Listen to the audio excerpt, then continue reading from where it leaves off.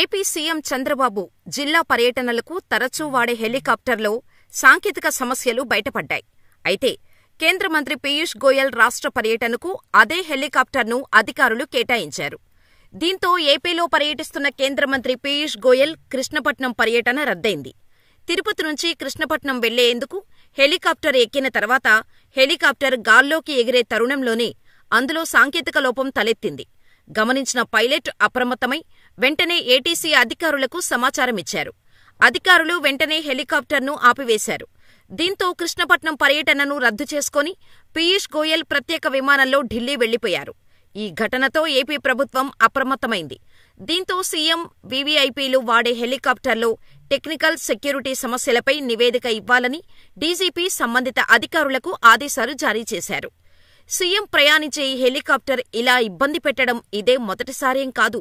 ఇంతకుముందు సీఎం పర్యటనల్లోనూ ఈ హెలికాప్టర్లో ఇలాగే కొన్నిసార్లు సాంకేతిక సమస్యలు తలెత్తినట్టు తెలుస్తోంది.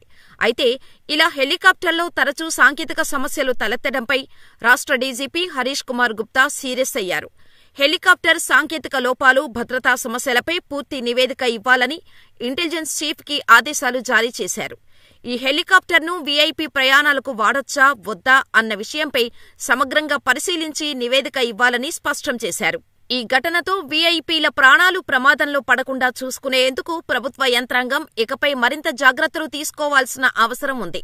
ఖచ్చితంగా తనిఖీలు చేసి ప్రతి హెలికాప్టర్ సురక్షితంగా ఉందా అని చూసి కానీ ప్రయాణాలు జరగకూడదని వారు హెచ్చరిస్తున్నారు.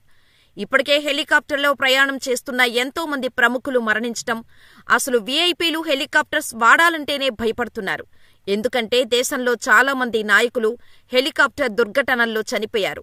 వీరిలో మనందరినీ బాగా బాధించిన ఘటన ప్రజానాయకుడిగా తిరుగులేని ఆదరణ ఉన్న ఉమ్మడి ఏపీ దివంగత ముఖ్యమంత్రి వైఎస్ రాజశేఖర్ రెడ్డిది.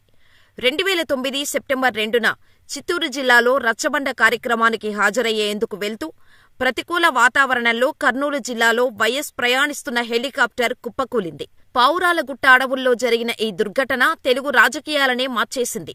ఇక 2001లో కాంగ్రెస్ అగ్రనేత, ప్రస్తుత కేంద్ర మంత్రి జ్యోతిరాదిత్య సింధియా తండ్రి మాధవరావు సింధియా ఢిల్లీ నుంచి కాన్పూర్ వెళ్తుండగా విమానం కుప్పకూలటంతో విగత జీవిగా మారారు. 2011 ఏప్రిల్లో అరుణాచల్ ప్రదేశ్ ముఖ్యమంత్రి పెమా ఖండూ కూడా హెలికాప్టర్ దుర్ఘటనలో చనిపోయారు. తవాంగు నుంచి ఈటానగర్ వస్తుండగా ఖండూ దుర్మరణం పాలయ్యారు. అమలాపురం నుంచి లోక్సభ స్పీకర్గా అత్యున్నత రాజకీయ పదవికి ఎదిగిన జీఎంసీ బాలయోగి 2002లో ఢిల్లీకి వెళ్తూ హెలికాప్టర్ కూలిపోవటంతో ప్రాణాలు కోల్పోయారు. 2005లో హర్యానా మంత్రిగా ఉన్న ప్రముఖ పారిశ్రామికవేత్త ఓపీ జిందాల్ హెలికాప్టర్ ప్రమాదంలో మృతి చెందారు.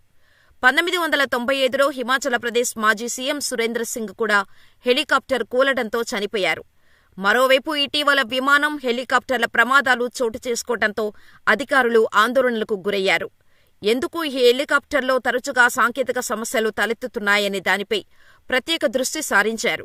ఇలాంటి పరిస్థితుల్లో ఈ హెలికాప్టర్ను ఉపయోగించవచ్చా లేక పక్కన పెట్టాలా అనే సందేహాలు వ్యక్తమవుతున్నాయి. కారు ప్రమాదానికి గురైతే అందులోని ప్రయాణికుల ప్రాణాలు దక్కేందుకు కాస్త అవకాశం ఉంటుంది. రైలు ప్రమాదం జరిగినా ప్రయాణికులు బతికేందుకు అవకాశం ఉంటుంది. కానీ విమానమో లేదా హెలికాప్టర్ దుర్ఘటన జరిగితే మాత్రం చాలా వరకు ప్రాణాల మీద ఆశలు వదులుకోవాల్సిందే. అందుకే విమానం, హెలికాప్టర్ ప్రయాణాలు చేసేటప్పుడు సాంకేతిక లోపాలేమైనా ఉన్నాయో లేదో 1కి 10 సార్లు చెక్ చేసుకుని ప్రయాణించాల్సిందే.